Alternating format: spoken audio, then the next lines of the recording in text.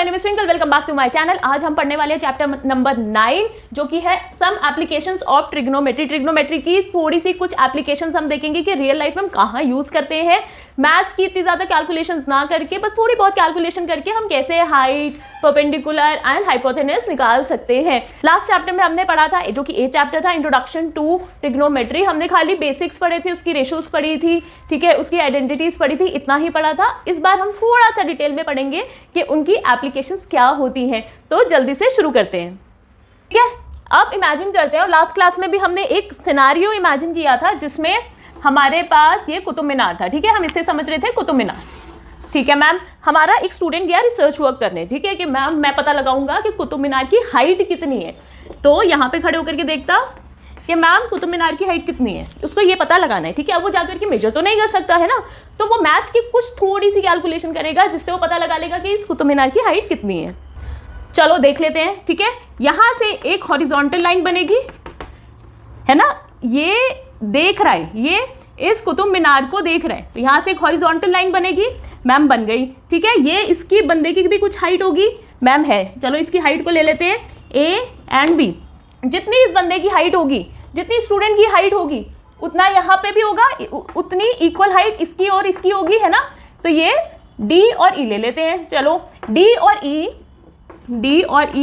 Equals to ए और B होगा, ए और बी होगा, क्योंकि जितनी इसकी हाइट है उतनी डी और ई की भी हाइट है कुतुब मीनार में, इतना हम समझ गए, ठीक है मैम। चलो अब ये जो स्टूडेंट है, ठीक है, ये देख रहा है टॉप पे, कुतुब मीनार के टॉप पे देख रहा है, ठीक है। इसे हम कहेंगे लाइन ऑफ साइट।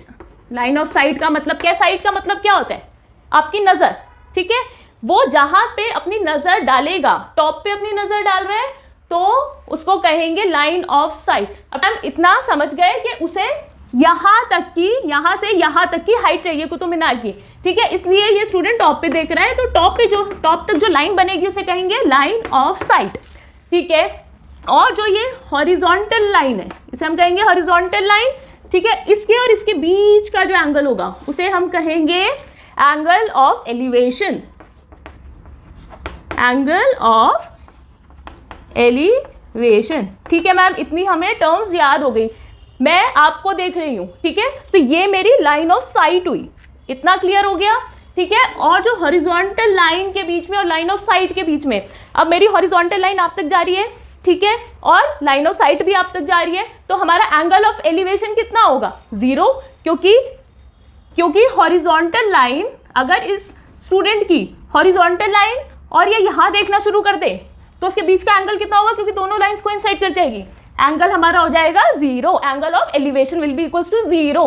चलो जल्दी से इसे एक एग्जांपल से समझते हैं। सपोजिंगली इस स्टूडेंट का जो लाइन ऑफ साइट है और जो हॉरिजॉन्टल, लिख लो, हॉरिजॉन्टल साइड है, ठीक है, ये हॉरिजॉन्टल साइड ही होगी, ठीक है। इसके जो बीच का एंगल है दैट इज 60 डिग्री, ये 60 डिग्री बना हुआ है, ठीक है। और जो ये दूरी पे खड़ा है इस कुतुब मीनार से, ये 15 मीटर की दूरी पे खड़ा है, 15 मीटर की दूरी पे खड़ा है यहाँ से। इसका जो बीच का डिस्टेंस है, इतना तो हम मेजर कर सकते हैं, डिस्टेंस मेजर कर सकते हैं, इतना, ये तो छोटी चीज है। इसको मेजर करना, इसकी हाइट को मेजर करना, ये थोड़ा डिफिकल्ट पार्ट है, ठीक है मैम। ये 15 मीटर की दूरी पे है, तो यहाँ से यहाँ तक हॉरिजॉन्टल साइड कितनी हो जाएंगी? 15 मीटर, 15 मीटर की हॉरिजॉन्टल साइड हो जाएगी, ठीक है मैम। साइड या लाइन कुछ भी बोल लो, ठीक है। 15 मीटर ये आ गया हमारा, ये हो गया 60, ठीक है। हमें निकालना है इतना, ठीक है। इतना क्यों निकालना है? इतने में, इतनी हाइट में यहाँ O से D निकालना है। O से D निकालने के बाद इस स्टूडेंट की हम हाइट प्लस कर देंगे जो कि D और E के इक्वल है, ठीक है। इस स्टूडेंट की हाइट प्लस कर देंगे तो हमारी कुतुब मीनार की हाइट निकल आएगी, ठीक है मैम। इतना समझ आ गया। अब लिख लो, पंडित बद्री प्रसाद हर हर भोले सोना चांदी तोले। मैम इतना हमें समझ आ चुका है, ठीक है। ये रेशो लिख ली, ये तो हमेशा लिखनी है, ये मैंने आपको लास्ट क्लास में बताया था कि ये आपको लिखनी है, ठीक है मैम। अब देखो हमें निकालना है इसका जो कि है हमारी हाइट या परपेंडिकुलर बोलो, ठीक है। ये हमारा परपेंडिकुलर होगा, ठीक है, क्योंकि एंगल की जो ऑपोजिट साइड है दैट इज परपेंडिकुलर, और ये हमारा बेस होगा, ठीक है। बेस और परपेंडिकुलर के बीच का रेशो निकालना है, हमें रिलेशनशिप निकालना है, ठीक है मैम। तो परपेंडिकुलर और बेस क्या है? tan थीटा में आ रहा है ना, p/b, ठीक है। तो और हमारा एंगल है 60, tan 60 equals to perpendicular upon base. Perpendicular क्या होगा हमारा OD, ठीक है मैम, OD लिख लिया। और बेस कितना है हमारा 15 मीटर्स है, जो कि हमें दिया हुआ है कि जो बंदा है वो आईफिल टावर से 15 मीटर की दूरी पे खड़ा हुआ है, 15 ले लो, ठीक है मैम, इतना हो गया। ठीक है, tan 60 क्या होता है, √3 होता है, ठीक है, ठीक है। OD अपॉन 15 ऊपर चला जाएगा यहाँ पे, 15 √3 इक्वल्स टू OD, ठीक है। तो हमारा OD जो परपेंडिकुलर है, जो इसकी आधी हाइट निकल रही है, वो हमारा आ गया 15 √3। अब हमें निकालना है OE। OE will be equals to OD plus DE, ठीक है मैम, OD प्लस DE, ठीक है। OD हमारा कितना है 15 √3 प्लस DE जो इसकी हाइट होगी, ठीक है। DE इक्वल्स टू AB है हमारा, जो इसकी हाइट के ही इक्वल है, ये दोनों लाइंस है ना, ये दोनों हाइट, तो हम इसको लिख सकते हैं AB। और अगर AB की वैल्यू दी हो तो AB की वैल्यू डाल देना, एल्स आंसर आ जाएगा, ठीक है। हमारा OE निकल आया है, हमारी जो कुतुब मीनार की हाइट है वो आ गई है। इतना सा सिंपल सा था, कुछ ज़्यादा याद रखना ही नहीं इसमें, ये हमें बहुत अच्छे से क्लियर हो गया। उसमें थोड़ी सी टर्म्स याद रखनी है, जैसे कि लाइन ऑफ साइट हो गई, ठीक है, हॉरिजॉन्टल लाइन हो गई, उसके बाद हाइट, हाइपोटेन्यूज, परपेंडिकुलर, बेस, जो हम पढ़ के ऑलरेडी आ चुके हैं, बहुत अच्छे से पढ़ाया था। नहीं पढ़ा तो जाकर के एक बार पढ़ लो, ठीक है। और आपका एंगल ऑफ एलिवेशन ये तो याद रखना ही रखना है, ठीक है। 2 एंगल्स आएंगे, दूसरा मैं बताती हूँ, उसको कैसे याद रखना है वो भी बताऊंगी, क्योंकि बच्चे कंफ्यूज हो जाते हैं, ठीक है। तो आगे चलते हैं, चलो दूसरा देखते हैं। ये एक बालकनी है, ठीक है मैम, बालकनी है, ठीक है। मैं आपके लिए थोड़ी अच्छी सी ड्राइंग बनाने की कोशिश कर देती हूँ। यहाँ पे एक लड़की खड़ी है, ठीक है, ठीक है। यहाँ पे एक ऑब्जेक्ट पड़ा है, लेट्स सपोज के एक फ्लावर पॉट पड़ा हुआ है। अब उसको ना ये फ्लावर पॉट लेने जाना है, बोल रही है कि मुझे अपने घर के लिए चाहिए, ठीक है। यहाँ पे पड़ा हुआ है, तो इसके जो बिल्कुल सामने वाली लाइन होगी वो होगी हमारी हॉरिजॉन्टल लाइन, लिख लो, ठीक है मैम, लिख लिया, ठीक है। अब वो ना इस ऑब्जेक्ट को देख रही है, ये ऑब्जेक्ट है इसके लिए, इसको देख रही है यहाँ से, ठीक है। चलो ये हमारी क्या होगी, अब वो जहाँ पे वो ऑब्जेक्ट को देख रही है, जैसे ही देख रही है, वो बनाएगा हमारी लाइन ऑफ साइट, ठीक है, ये हमें पता है। और जो इसके बीच का एंगल बनेगा, इसके बीच का हॉरिजॉन्टल लाइन और लाइन ऑफ साइट के जो बीच का एंगल बनेगा, वो बनेगा एंगल ऑफ डिप्रेशन,